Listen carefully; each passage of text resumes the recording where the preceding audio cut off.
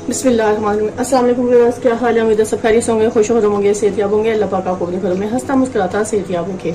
इन ढेर सारी दुआओं के बाद व्यूअर्स आज जो रेसिपी लेकर आपकी खिदमत में हाजिर हुई हूँ वो है मज़ेदार सा नमकीन को, जो बहुत टेस्टी, बहुत सॉफ्ट मक्खन मलाई की तरह तैयार हुआ है। बहुत ही मज़े का, सिर्फ सॉल्ट और नमक का पेस्ट डालने से हमने ये तैयार किया। पानी इसमें बिल्कुल भी नहीं डाला, क्योंकि बकराई का गोश्त जो होता है बहुत मज़े का होता है, कुर्बानी का गोश्त टेस्टी और मज़े का होता है। तो इसके इंग्रेडिएंट्स नोट करें, इसे बनाने का तरीका भी नोट डाउन कर दें। और आप सबको तहे दिल से मैं ईद मुबारक कहती हूँ। सबको मेरी तरफ से ईद मुबारक। अल्लाह हम सबकी हर दुआ को कबूल फरमाए। चलिए व्यूअर्स अपनी रेसिपी की तरफ चलते हैं। बना रहे हैं मज़ेदार से टेस्टी लाजवाब नमकीन गोश्त। व्यूअर्स आज हम बना रहे हैं मज़ेदार सा नमकीन गोश्त, बहुत टेस्टी और बहुत ज़बरदस्त था। जिसके लिए व्यूअर्स मेरे पास तकरीबन 2 kg करीब ये गोश्त है बीफ का। तो इसको मैं अच्छे से कुकर में डालूंगी। तो ये देखिए व्यूअर्स, मैंने इसको पानी से अच्छे से धो लिया। अब मैं ले लूँगी एक प्रेशर कुकर। तो ये व्यूअर्स मैंने प्रेशर कुकर लिया और इसमें हमने ये बीफ का गोश्त सारा डाल देना है। ये कुर्बानी का गोश्त है तो व्यूअर्स इसको गलाने में ज़्यादा टाइम नहीं लगता, तो झटपट से बेहतरीन से अच्छे से तैयार हो जाता है। ठीक हो गया। चलिए व्यूअर्स, अब मुझे लहसुन चाहिए तकरीबन 8-10 जर्वे, और जो मैंने अच्छे से फ्रेश लहसुन को पीस लिया, ये 1 टेबलस्पून भरकर हम इसमें लहसुन का पेस्ट शामिल करेंगे। ठीक हो गया। उसके बाद हम इसमें सॉल्ट ऐड कर देंगे।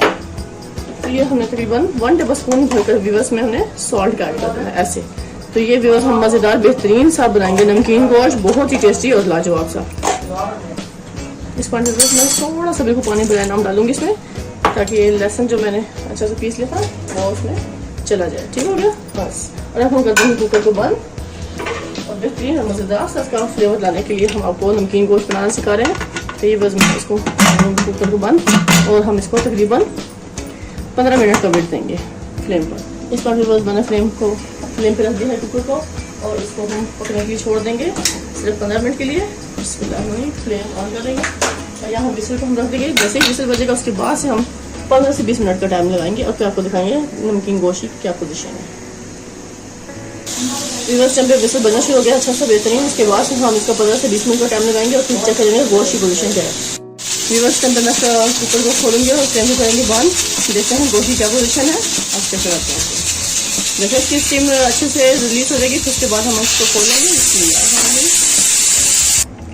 इस टाइम मैं कुकर को खोलूँगी। बिस्मिल्लाहिर्रहमानिर्रहीम बहुत एहतियात के साथ, जैसे इसकी स्टीम अच्छे से रिमूव हुई है। तो ये आपको दिखाते हैं। बिस्मिल्लाहिर्रहमानिर्रहीम, ये देखें माशाल्लाह माशाल्लाह नमकीन गोश्त की पोजीशन अब देख सकते हैं। बस बिस्मिल्लाहिर्रहमानिर्रहीम,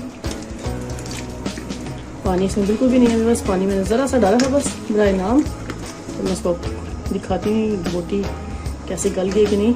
अभी आपको मैं अच्छे से सर्व करके दिखाती हूँ प्लेटर में डालकर।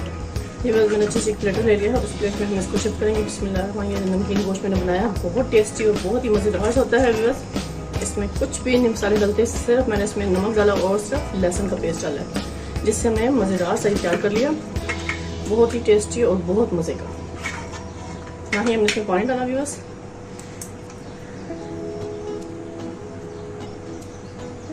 इसको हम लीमू के साथ सर्व करेंगे, क्योंकि लीमू के साथ इसको खाने का अपना ही बहुत मज़ा है। जैसे लीमू को हम कट कर लेंगे, इसके ऊपर लीमू निचोड़ें और व्यूअर्स फिर खाइएगा, बहुत मज़ा करेगा। तो आपने इसी रेसिपी को इसी तरह फॉलो करते हुए आपने तैयार करना है, तो आपको भी ये मज़ेदार सा नमकीन गोश्त तैयार होगा इंशाल्लाह।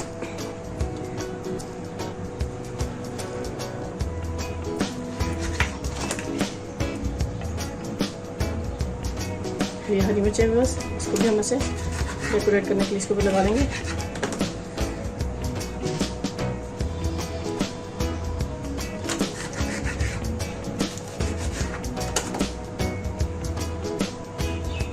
चलिए बस खाएं, मजे लें, टेस्ट करें और मुझे कमेंट बॉक्स में लाजमी बताइएगा आज नमकीन गोश्त की रेसिपी आपको कैसी लगी, टेस्टी और लाजवाब सी। इसी के साथ अब आपसे इजाज़त चाहूँगी। ढेर सारी दुआ मुझे याद रखिएगा। नेक्स्ट वीडियो तक व्यूअर्स, अल्लाह हाफिज़।